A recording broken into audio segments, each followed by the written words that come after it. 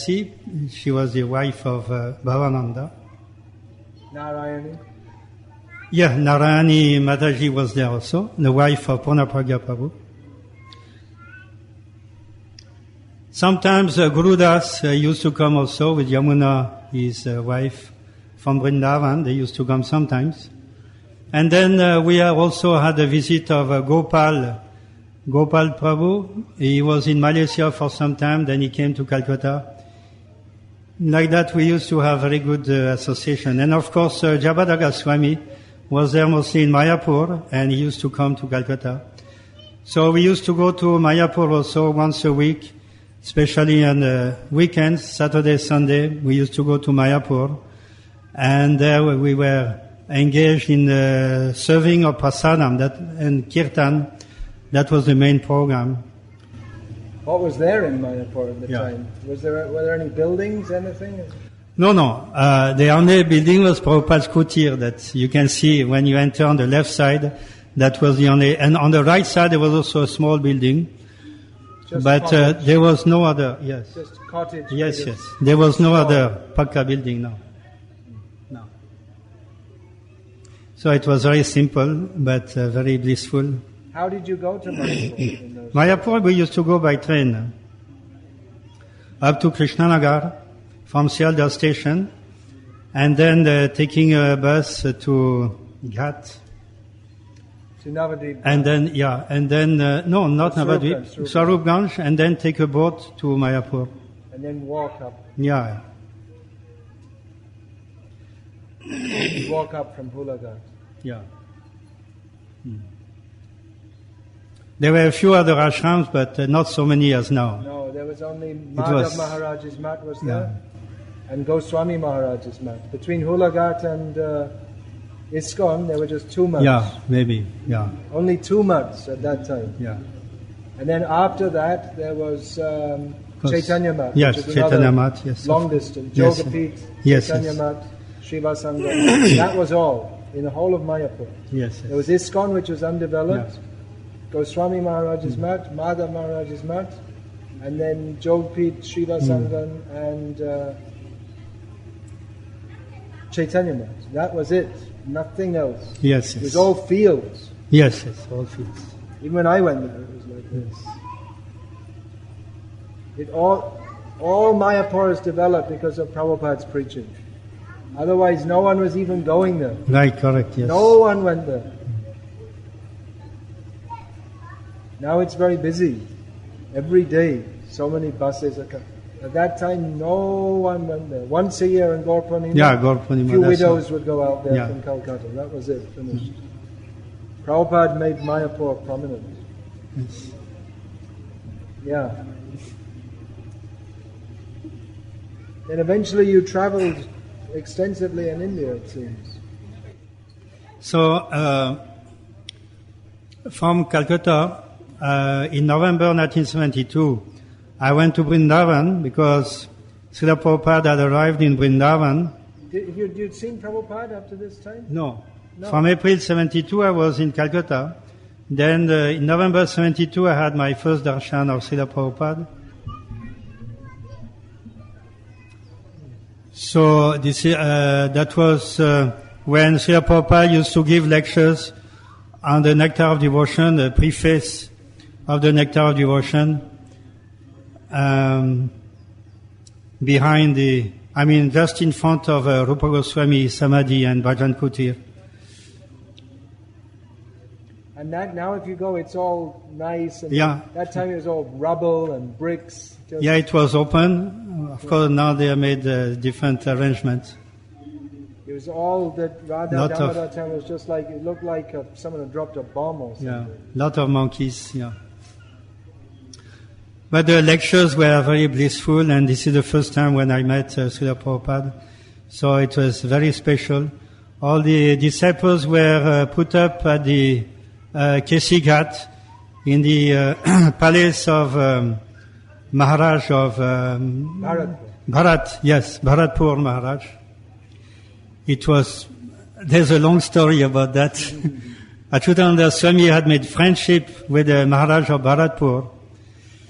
And so the Maharaja was very kind. He had given us his palace in Vrindavan, in Keshi Ghat. So we used to stay there. It was very simple accommodation there. We used to, there was no running water. There was a well only at the entrance, so we used to take early morning, take a bucket of water and like that for taking bath. And then, so that was November 72. So on that occasion, at that time the ISKCON in Ramanreti, the ISKCON land had already been acquired, and some construction already started. And so Srila Prabhupada used to take us from this Keshi Ghat up to Madan Mohan, for the Parikrama Marg, Madan Mohan temple, and then to this place in Ramanreti to see the ISKCON land. So like that in the mornings, we used to walk with Srila Prabhupada and some other few disciples like Achyutananda Swami and Guru Das. Same thing, there was nothing there, there was open, in between Vrindavan and Ramanreti, there were open fields. Yes, Ramanreti was quite outside. When we acquired the land there, it was donated to us by Mr. Saraf. But it was just outside Vrindavan. Yes, there were very, very few buildings and ashrams. Yes. There are open fields in between Vrindavan and Ramanreti. Now it's all concrete. Yes. Yeah. So this is the time Prabhupada stayed there for about 10 days. And for Prabhupada used to stay in the Radha temple, where he had his room on the ground floor, and then first floor also on the roof. Prabhupada used to stay there. And so on the Purnima of Sharat Purnima, then Prabhupada arranged for initiation ceremony. And this is at that time I took Diksha from Srila Prabhupada. And on the same time also Guru Kripa took sannyas.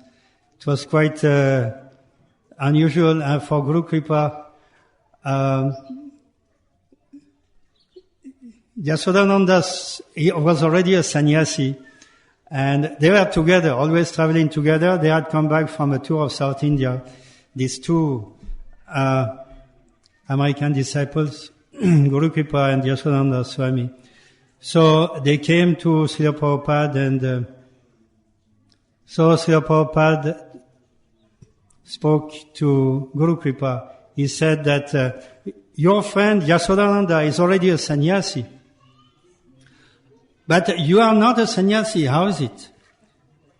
Then Guru Kripa said, yes, Maharaj, you have not given me sannyas. You have given sannyas to Yashodananda, but to me you have not given sannyas. So Prabhupada told him, okay, tomorrow I'll give you sannyas. So on the same day when others took Diksha, I think Lokanath was also at the same day took Diksha. No, or maybe one day after. He took it Sridhar Maharaj. He took sannyas. No. Lokanath. Lokanath, yes. First Diksha. Oh, first. Yeah, first Diksha. So on the same time. And then same day also Guru Kripa took sannyas Diksha. So after that then we went back to Calcutta. Who else, can you remember, took initiation at that time?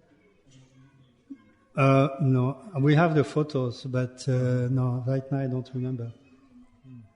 I got photos, yeah. Guru Kripa, this Guru Das, Guru Prabhu, Guru Das, yes. He used to take photos. Right, so we have a lot of photos from this yatra. Then November 72 also was the time of the first grand preaching in Hyderabad. It was a Pandal program organized by the Calcutta management. Bhavananda Prabhu at that time, he organized the program along with some others. So a committee was formed in Hyderabad, and the program was arranged at the exhibition ground in November 72 for about 1 week. So Prabhupada gave lectures morning and evening. It was a very successful program. And on this occasion... How many people were coming? Oh, yes, at least 5,000 used to come, yes. Yeah, it was very well attended. And they must have been all like educated people because Prabhupada was speaking in English. Yes. I think there was no translation into Telugu it was English language lectures, and it was very well attended. On that occasion, Mr. G. Pullareddy also came forward to donate the land, which is now the site for the ISKCON Hyderabad in Abits. So that was a successful program. We got the land there. And so this committee was formed of very prominent personalities, many, especially from the Vaishya community. And Panadal Piti was the chairman. Panadal Piti was the richest Marwari in the city. Prabhupada used to stay in his house in Somajiguda. So the program was very well arranged and very successful. Achyutananda's kirtans were another feature of that program. Yeah? Achyutananda Swami, yes, used to give kirtan. He became very famous, Achyutananda Swami. We can talk a little bit about him. Towards South India, Achyutananda Swami started preaching parties, programs everywhere. Were you with him? You were traveling with him? Yes. I used to travel with him, arranging programs everywhere in Andhra Pradesh and also Karnataka, Tamil Nadu. Just I remember because I was just now in the temple of Lord Narasimha. So we used to come here sometimes also. So on one occasion, Achyutananda Swami and some others came to have darshan here. Then, at that time, there were very few people coming here for darshan. It was a very simple affair. No queue, nothing. But, so we were in the small queue for darshan. And in front of us, there was one boy, young boy. So Achyutananda Swami started to speak to him. So he asked him, "What for you have come here? This Yadagirigutta, what for you have come?" And the boy replied that I came earlier also here. When I was studying, I came here and I took the blessings of Lord Narasimha so that I may be successful in my examination. So now, by the grace of the Lord, I got my degree. I was successful. So I've come now today also to thank Lord Narasimha. Then Achyutananda Swami asked him, "You have come here to thank him, but I think you may have some other idea in mind also." He said, yes. Now I'm going to ask Lord Narasimha that I may got a job. And now I got degree, so now I need a job. So I will ask Lord Narasimha to give me a job. So Achyutananda Swami asked him, "Okay, you get a job. How much do you expect?" So the boy replied, "I'm going to ask Narasimha Swami that I may get a job and a salary. I'm going to ask 500 rupees a month." So Achyutananda Swami then stopped him. He said, "What is this? Why you are asking 500 rupees? Lord Narasimha is the master of the entire creation. He has created all the worlds. He is the supreme Godhead. And he has everything at his command. If he wants, he can give you everything. Everything belongs to him. Why you are only asking 500 rupees per month?" So Then the boy became a little thoughtful. And so he thought for some time, few seconds. Then he said, "Oh, all right, 800 rupees." So we all laughed. And sometimes Achyutananda Swami used to quote or to mention this story or episode in his lectures, just to show how people are so ignorant. They have no idea how to approach God. They come in front of God and they ask for some petty thing.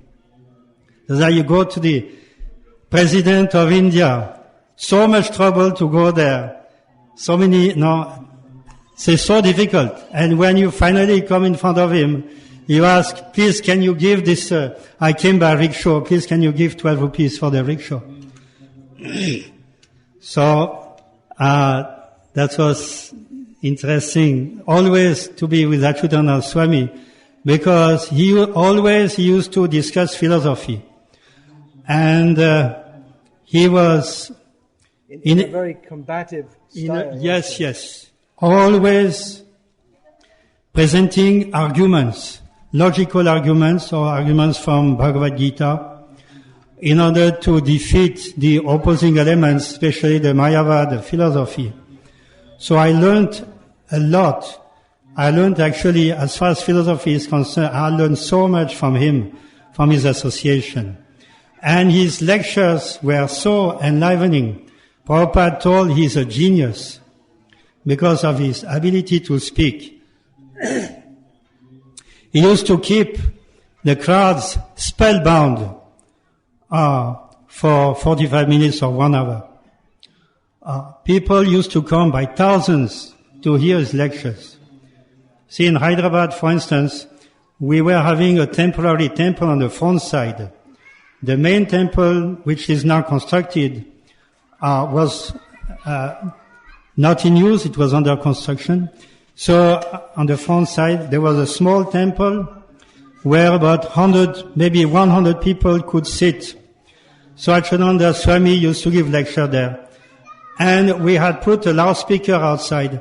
And people were standing in the street, Nampally Station Road, to hear his lecture and to hear his bhajan and kirtan. He used to play mridanga and sometimes also tampura. So it was very, very beautiful. He was a very good singer, very good musician, and great speaker. Just to give, I don't know if we have time or not, but I can mention a few things. In Bangalore, we had a program in the Kempegoda Road, that is a central part of Bangalore, Kempegoda Road. There is the Chamber of Commerce and Industry. So they had given us their building to have a program there for Achyutananda Swami. And in order to have a chief guest, because every time we are inviting chief guests, so we thought that we shall invite the General Karyappa.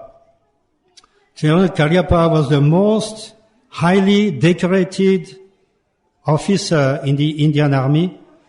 He had he was the hero of the Indo-Pakistan War in 71. He was very famous, and also he was a religious personality. So he was in Merkara, Coorg.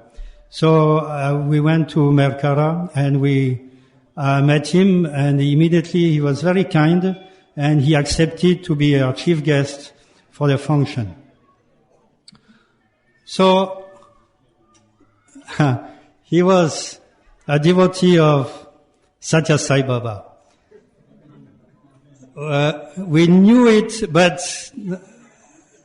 anyway, we invited him to speak, and so at the beginning of the program, he gave a speech in which he glorified Satya Sai Baba as God himself.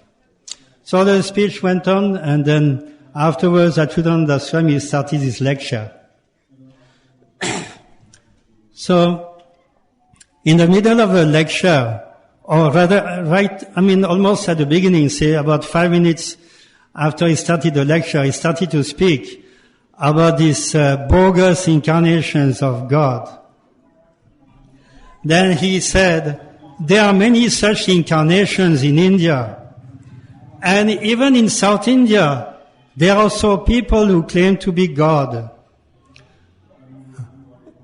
Actually, the topic came after Achyutananda Swami described how glorious is Krishna, the Supreme Personality of God. He quoted from Bhagavad Gita and from Brahma Samhita how Lord Krishna is the real God, full of opulences, 6 opulences, including wealth and then knowledge, power, renunciation, beauty. All of this belong to Krishna.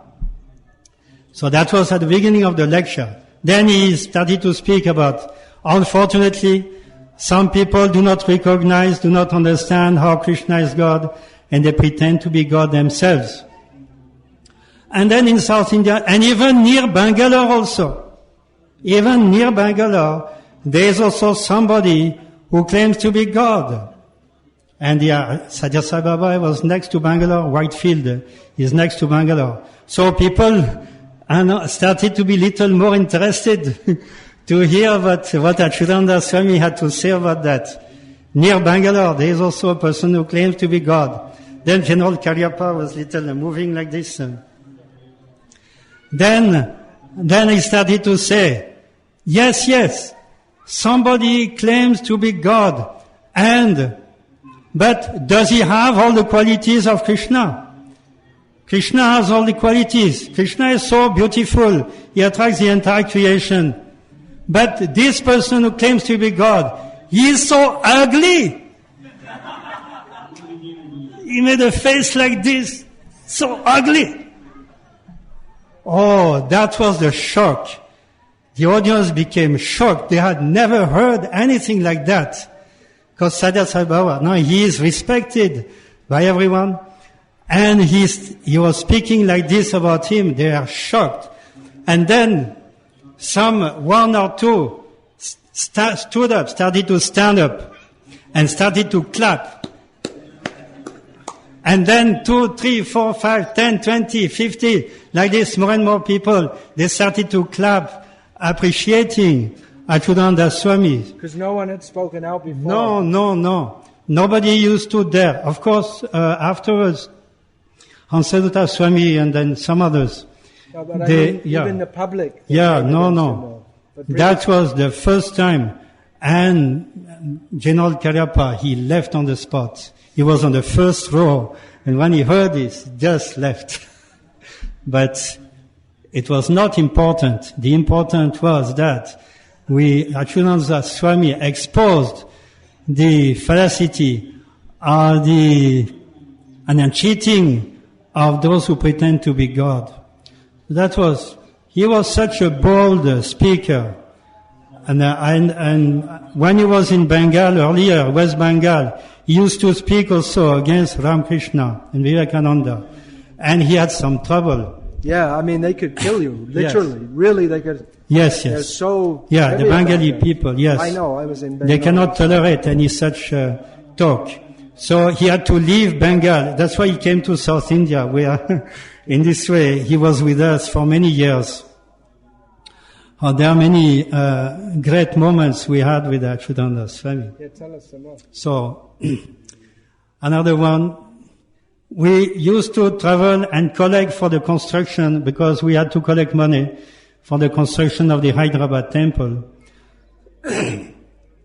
And our programs were very successful in Guntur, especially.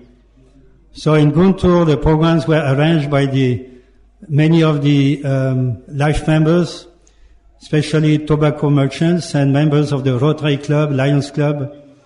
And then there was the one person, Kersar Prasad Rao, was LIC development officer. He used to be very active in organizing the programs. So there was very good publicity, and minimum 5,000 or 10,000 people used to attend the programs at the LIC ground in Guntur, a very good place for public programs. And so the programs were usually for 3-4 days in the evening, the lectures. And so in order to collect funds, Achyutananda Swami had one tactic, is that the day before the last, he used to distribute, or we all the brahmacharis, we used to distribute envelopes, empty envelopes, for all the public in the hands of everyone.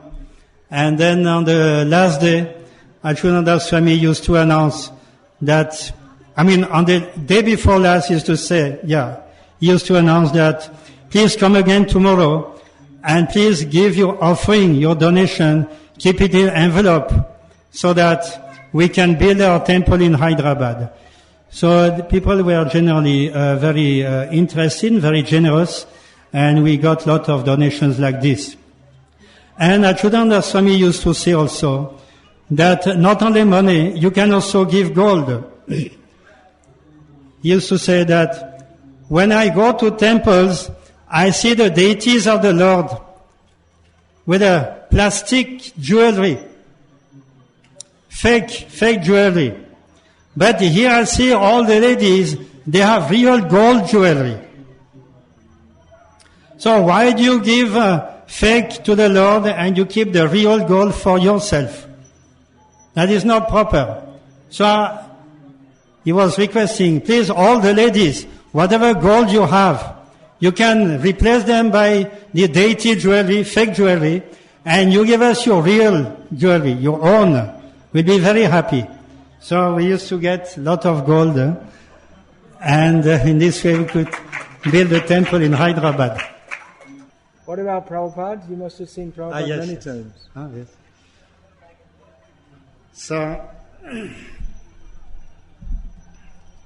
So as first time was in Vrindavan. At that time, Srila Prabhupada was giving lecture. I came a little late in the middle of the lecture.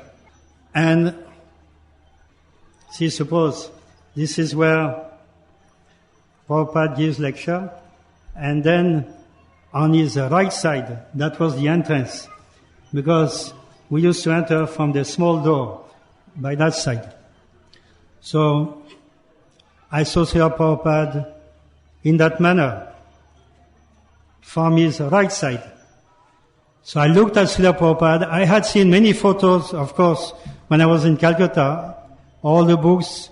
I have seen many photos, and I heard a lot about Prabhupada. So much so that, of course, I was ready to take Diksha at that time. But when I saw Srila Prabhupada, it completely blew my mind. That I could never imagine that his appearance would be so transcendental, so extraordinary appearance. Especially his face. His face was glowing like a sun. And his face was with a very wide, big forehead. So really, when I saw, I thought immediately, this person is not from this world. Now, I mentioned another thing which maybe will be of interest for you, is that we had contact in Tirupati with a very great astrologer. His name was Somarajulu. He was a retired Sanskrit professor, and he was at that time with the TTD department. I think that was in 76 or so. And he was very, very learned, and we made friendship with him. At that time there was one Prabhupada disciple called Uddharan. Patit Uddharan, yes. Patit Pavan or Patit Uddharan Prabhu. He was going from place to place, and taking appreciation from learned scholars and Matadipatis, appreciation of Srila Prabhupada and of ISKCON society. So Patitudaran came to me and told me, we want to see astrologer. So I told him in Tirupati, there's a topmost astrologer is there. So we went to Tirupati. So Patitudaran gave him the exact time of appearance of Srila Prabhupada, but did not mention that this is my Guru Maharaj. Is there somebody taking birth at that time, at that particular place? He gave all the details, and we would like to have his future, or what is his destiny. Please prepare the chart for that person. So Somayajulu told us, okay, you come day after tomorrow, I'll tell you. So day after tomorrow again, we came to meet Somayajulu. And then he said, I'm very sorry, I cannot do that. I don't know who is that person.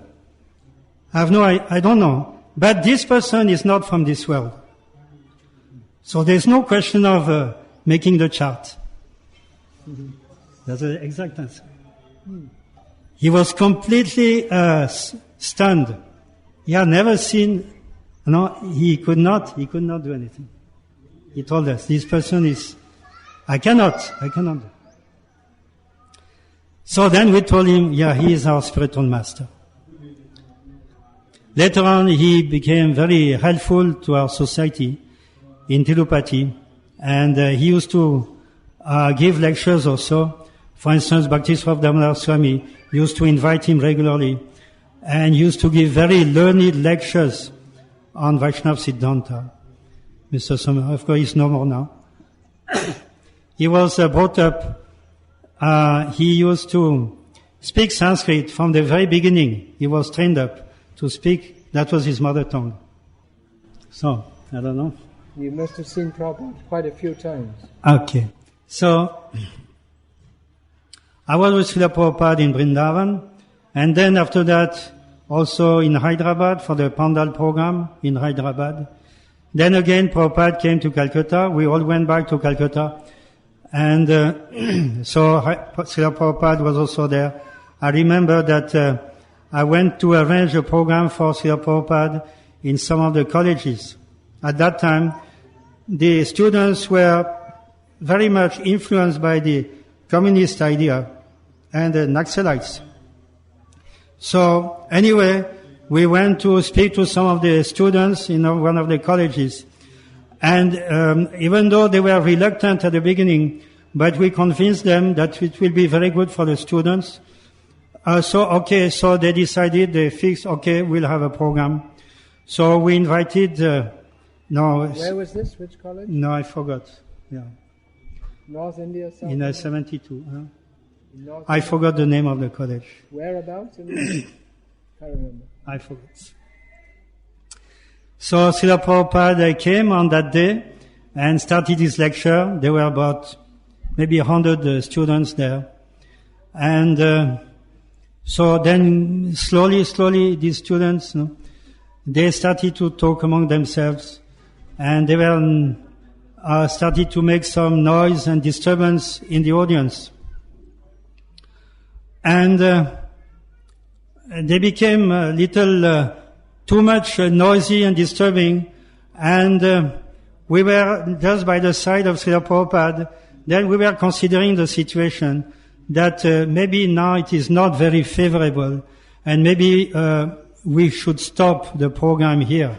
So we told Srila Prabhupada that there is too much disturbance now, so maybe we can stop here. So Prabhupada agreed, and he stopped his lecture abruptly. Then we started to move out of the room, and we were going outside. The students started to become violent, and they started to push the brahmacharis. My spectacle, they throw away somewhere. I had to run And then we all ran to safety to our car. We also protected Srila Prabhupada because they were also ready to harm Srila Prabhupada. So that was a bad experience we had there in Calcutta. Oh, in Calcutta. So, another program was very, very well received, but that was like more or less like a private program we had at the Indo-American Society. The subject matter was East and West. So the American consulate was present. He was a very good friend of our society. And there was a very good gathering of good, intelligentsia and diplomatic people. That was very well received. Srila Prabhupada talked on the subject matter. I remember his lecture to some extent. That at the beginning he said that what is the difference between East and West? The earth is round. So here you call India East and Europe, America is West. But this is all relative. It has no meaning. What is East and what is West? From another viewpoint, you can consider India to be West and America will be East. So he started like this. So East and West don't mean anything. But yes, there is also difference. Then Prabhupada started to talk philosophy. He said, when you come to India, you can go to any small village and you can talk to any of these villagers and you ask that, who are you? And what are you doing here? And what is your future? So the villagers, they will answer that my destiny, that is my karma. Whatever I've done in the past, now I'm here, I'm doing work, and that everything is result of my karma. But you go to the West, you go to Europe, America, you ask the same question. And people will tell that now I'm doing this, tomorrow I'll do that, and I have so many big plans for the future. So they consider that they are responsible, or they are the authors. They are the doers of their own activities. They can control their destiny. This is what Prabhupada mentioned. This is the difference, he said. In the West, you think you can do whatever you like. You can control your own destiny.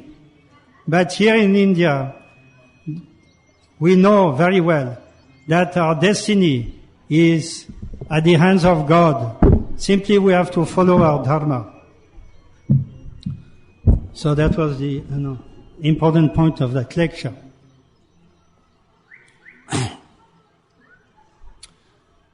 Did you speak at all with Prabhupada sometimes? I was hearing. I was with Srila Prabhupada, but not talking much. I was mostly hearing his conversations and taking darshan. One thing, of course, I was chastised. That I remember very well. I was chastised by Srila Prabhupada. For instance, Prabhupada used to, after the temple was constructed, Prabhupada came at the time of inauguration, and he came again in December 76. Inauguration was in August 76. So it happened that Prabhupada used to stay on the first floor in his room in the temple, and after 1 o'clock, the temple is closed, and the deities, the curtain and the doors were closed. Deities are taking rest, and I was inside the temple hall, and I was chanting japa. And Prabhupada was in his room on the first floor. So Prabhupada came on the balcony. There's a small balcony. So I was surprised. Well, Prabhupada is coming. I was surprised. Then actually I was chanting japa, not loudly, but softly chanting japa. But Prabhupada could hear my japa from his room, even though the door was closed. So immediately he told me, silence. Deities are taking rest. Don't make any noise. He told me in a very hush manner. But, so that was a chastisement I received. Of course, I was chastised also in April 74, at the time of when he gave me second initiation, Brahmin initiation. At that time, Srila Prabhupada used to stay at the house of Panalal Piti in Yadagirigutta on the Raj Bhavan Road. And at that time, Rupanuga was GBC accompanying Srila Prabhupada. So there was initiation, and that was my turn to take Brahmin Diksha. I had taken first Diksha in November 72. So April 73, not 74. 73, so I took Brahmin Diksha at that time. So Prabhupada was in his, in the big room, living room, very big, with a table. He was sitting there at the table, and I placed the Brahmin thread on the table. And so Prabhupada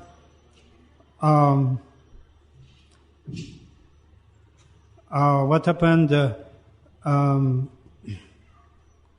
He gave me the mantra for this Brahmin initiation, and then when he was giving me the mantra, then at that time this Brahmin thread disappeared. I had placed on the table, and it completely vanished. I was looking everywhere. I could not see it. I was thinking maybe it's some, I don't know, somebody came or because of wind, maybe the wind took it away. I could not see it. Then Prabhupada asked me, where is your Brahmin thread? I said, Prabhupada, I put it here, and now it is not there anymore. You are fool number one. So it was very good chastisement. I was thinking, now I'm very intelligent. Prabhupada told me, you are fool number one. No intelligence. So go and bring another one. So I went to Rupanuga and I brought another one. Like that, he gave me Diksha. Otherwise, no, he was telling me, yeah, you have no intelligence. How can I give you Brahmin Diksha? It is not possible. Prabhupada, please. Yes, I'm a fool number one. Yes. But finally, give me Diksha. But what happened to the thread? No, we could never find it anymore. I don't know what happened. When Prabhupada gave me Brahminical initiation, he put the thread first. Yeah. And then he gave the mantra after. Yeah. Maybe it happened like that. But at some time, I was maybe not attentive. I kept it there. Maybe I was absent for a few seconds. Then I came back. And when I came back, I didn't pay attention. And the Brahmin thread was not there anymore. Yeah, I think it happened like that. So that was another time when I was chastised. Otherwise, Prabhupada was always very kind. But of course, in Hyderabad, Prabhupada chastised the temple president very, very severely. Who was that? I don't know if I should mention it. Who was that? Mahamsa? Mahamsa, yes. Very, very severely. Yeah, you can mention it. Hari Shari, his policy is to say almost everything. Yeah. So that was at the time of temple inauguration, August 76. Prabhupada came. Of course, the function was very grand, very well organized, with the chief minister, many other very important people. Just one thing, is the translation going on? Are you doing translation? I don't see you speaking. Are you translating? Why? They all went for a marriage. Okay. Hindi translation is going? Yeah, okay.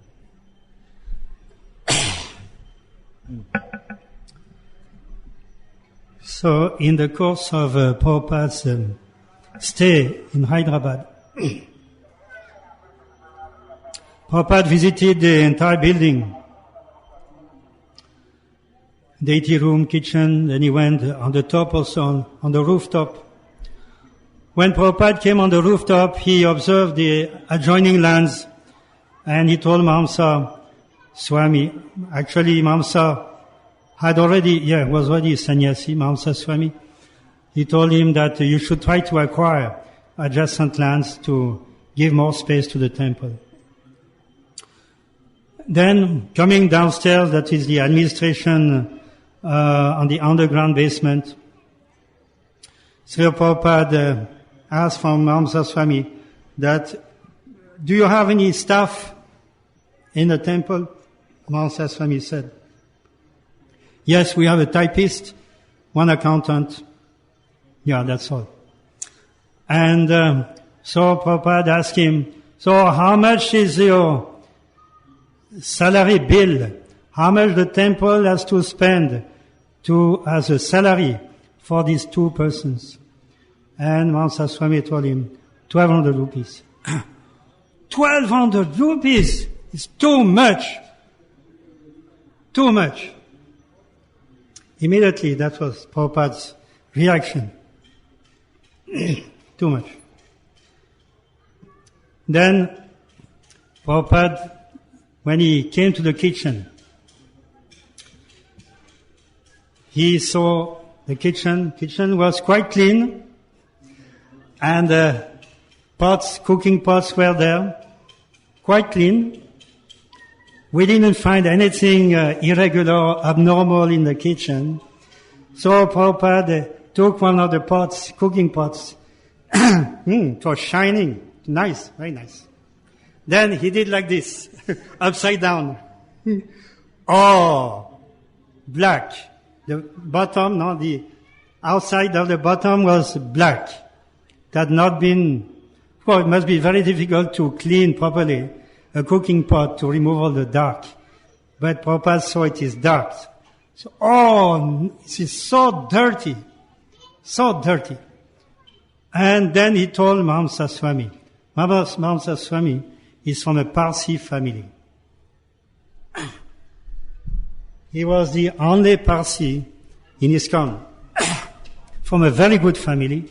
You may know the Selvel family. Selvel publicity, Selvel advertisement. He is from that family. All over India. All over India. Very famous, very good family. So Prabhupada told him, I know these Parsis. I've been in Pune. I've been in some of these Parsi houses in Pune. I've been inside the house. And they are so dirty. They are so dirty. Even in Bengal, you can go to a house of a Bangi. Those who are cleaning the latrines, bathroom latrines. Those Bangis. Their house is so clean. And they take baths 3-4 times a day. And the house is so clean. They put cow dung and they clean everything so nicely. But the Parsi house is so dirty. And you are still a Parsi. He just took sannyas, 3 years before. You are still a Parsi. One of the chastisements. That was one of them. Another one, Prabhupada came to the farm in December 1976. Because the farm, Unami Sharanya, had been donated. And Srila Prabhupada came there to see the farm. So there we had a press conference. It was a very good press conference. About 12 reporters came from different newspapers. And the next day, in one of the newspapers, there was a big title on the front page that Swamiji is turning wasteland into gold. Because Prabhupada had told that this land, apparently you see this very dry land, and nothing is growing here. There's no cultivation. I can tell you, this land, every inch of land is more than gold. So the reporters had written that, and then big title, the newspaper, next day. So, Prabhupada was staying there at the farm, and opposite to his residential quarters, there's a banyan tree with a small Hanuman temple, and we had put the Vyasasana of Srila Prabhupada. So in the morning, there was Guru Puja, Prabhupada Puja. But in the day before, in the evening, we also had taken prasadam at the same place, around the tree, banyan tree. So when Prabhupada came in the next day in the morning for Guru Puja, first of all, he saw that the place was dirty. It had not been cleansed. It was as it is. Some pieces of sabji, dal, and so Prabhupada told, how can we have puja now? It is very dirty. So immediately, Mamsa Swami arranged for some brushes to clean the place, brush and water. And then Prabhupada saw the same person, Padidudharan, to bring one knife. Padidudharan Prabhu was thinking that let me remove these pieces of dal with a knife. It's his pen knife. He had a pen knife. Pen knife, huh? Yeah. Pen knife, maybe. He told me. Acha, he told you, huh? Yeah. So, when Prabhupada saw that, he told him, you better keep that knife to cut your throat. In other words, it's such a stupid idea to try to clean, scraping up the dried up dal with a penknife. You have to get brushes and water. Yes. At the same Guru Puja, when everything was ready, Prabhupada then asked Mamsa Swami, so is all the devotees are there? Everybody has come? Then Mamsa Swami said, yes, Prabhupada, everybody is here, except for one. I forgot his name. He was from Scotland. Maybe you know him. So, except for this disciple Prabhupada, then Prabhupada asked, what is wrong with him? So Mamsa said, no, he is sick. He is sick. Then Prabhupada told, even if he is sick, he should come. So Prabhupada was very upset if somebody were not coming. In another instance, in Hyderabad temple, Prabhupada asked also the same question to Mamsa Swami. Everybody has come for the function, Guru Puja? Then Mamsa Swami said, yes, Prabhupada, all the devotees have come. Then immediately Prabhupada said, devotee? Who is a devotee here? I'm not a devotee. Prabhupada said, I'm not a devotee. I'm trying to become devotee. And you are calling everybody devotee. One time Achyutananda didn't get Mangalarti and Prabhupada came in his room. You told me that? In Hyderabad? I don't know. You told me that and Achyutananda said, I don't have any clean cloth. I think you told me that. I don't know. What was that story? And Prabhupada took his cloth and rinsed it and threw it at him and said, put it on the wet cloth. No, you didn't tell me that? No, I don't remember that. No. What about the crossword puzzles in the Hare Krishna explosion? Yes. We used to, from 1975 about, we used to publish fortnightly from Hyderabad temple. That was called the Hare Krishna Explosion. It's like a newspaper, small newspaper. Yeah, a tabloid form. And format, tabloid, no, that is small size newspaper. Every 2 weeks. So in that newspaper we used to have very good articles about our preaching activities. as well as some philosophy a little bit. And so one of these issues at that time was one of the issues were devoted to how the Hare Krishna movement interacted with the Mohammedans, starting with Chaitanya Mahaprabhu, Chand Kasi, and Haridas Thakur, and so on. So a lot of the articles were related to the interaction between Islam and Hare Krishna movement or Vaishnava movement, Chaitanya Mahaprabhu. For instance, there is that story, maybe I forgot some of the names. At the time of Lord Chaitanya, there was one rich businessman from Bengal, and he had one servant, a Muslim servant. So this Muslim servant committed Subudhi Roy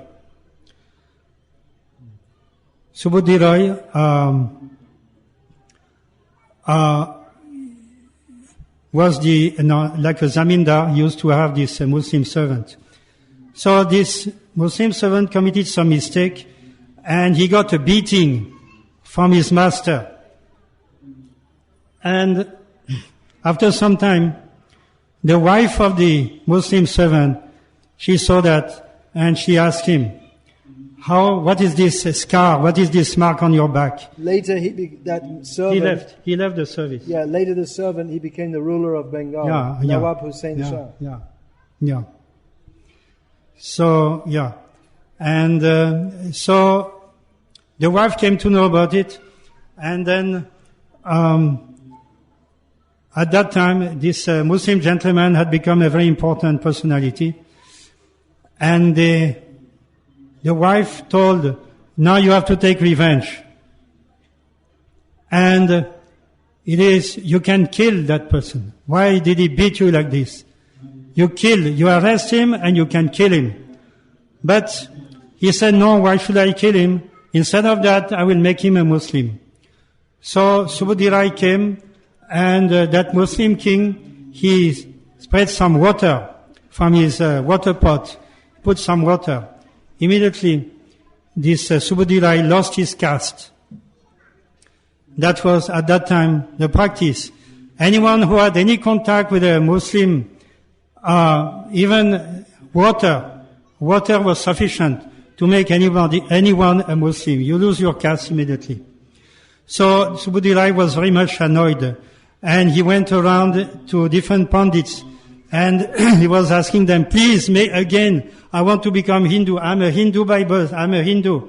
And now, unfortunately, I got that water. Now people consider me to be Muslim. I'm not a Muslim.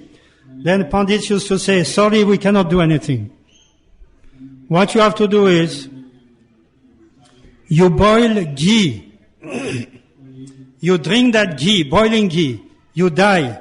Next life, you take birth as a Hindu. You can take birth in a Hindu family. That is the only remedy. We cannot do anything. Well, Subudhi Rai was considering, what is this? At that time, he met, I think, Chaitanya Mahaprabhu himself. Yeah. Lord Chaitanya, he had darshan of Lord Chaitanya, and he narrated his story to Lord Chaitanya. So Lord Chaitanya Mahaprabhu told him, that is not the way. You just simply, you go to Vrindavan and chant Hare Krishna there. Your life will be perfect. You need not worry about anything else. So that newspaper, Hare Krishna Explosion, was also having that story. So some of the articles were okay, but some of the other articles were little, offending to the Muslim community, maybe. Because Hyderabad, of course, we used to distribute that fortnightly. It was sent to all the life members. So definitely, also there was a danger. It may also come to some of the Muslims. Anyway, this newspaper came in the hands of Srila Prabhupada when Prabhupada was in Mayapur. And Srila Prabhupada saw that, and he said, stop immediately. Don't distribute this publication. It will be it may be very dangerous for us. So we stopped the distribution of that. So in another occasion, regarding the same fortnightly, there was a children's page. Well, there are some stories from Krishna book in a simple language for the children, and some question answer for the children. And then there was also a puzzle, crossword for children also. Some simple questions, and then you can fill up the blank space and complete the crossword puzzle. When Prabhupada saw that, he did not agree. He said, this is gambling. So, gambling is forbidden. Don't do that. No crossword like that. No gambling. Were there prizes given for the crossword puzzle? Pardon? Were there prizes given, or just because it was a crossword puzzle? I don't remember. I don't remember if there is any award for the winners, any competition. But Prabhupada was not pleased to see that. He said this is gambling, maybe too much speculation, something like that. So that was stopped also. When Prabhupada was in Mayapur, at that time in Hyderabad, there was a traveling party by bullock cart. And this bullock cart, at that time, Gopeshwar Prabhu was there, Ananta Padmanabha, maybe Amir Vilas, they were also there, part of the traveling party. So they took the bullock cart, and from Hyderabad they went all the way to Mayapur. And when Prabhupada saw the bullock cart coming like that, he was very happy, very satisfied to see that preaching, village to village preaching, was done in that manner by way of bullock cart. But that was not the first one in India. Earlier, Akhoyananda Swami also had come from Bombay to Hyderabad, and the Lokanath Swami also, I think, had already started. But Prabhupada, that was the first time a bullock cart party comes to Mayapur from such a long distance, no more than maybe 1,500 kilometers.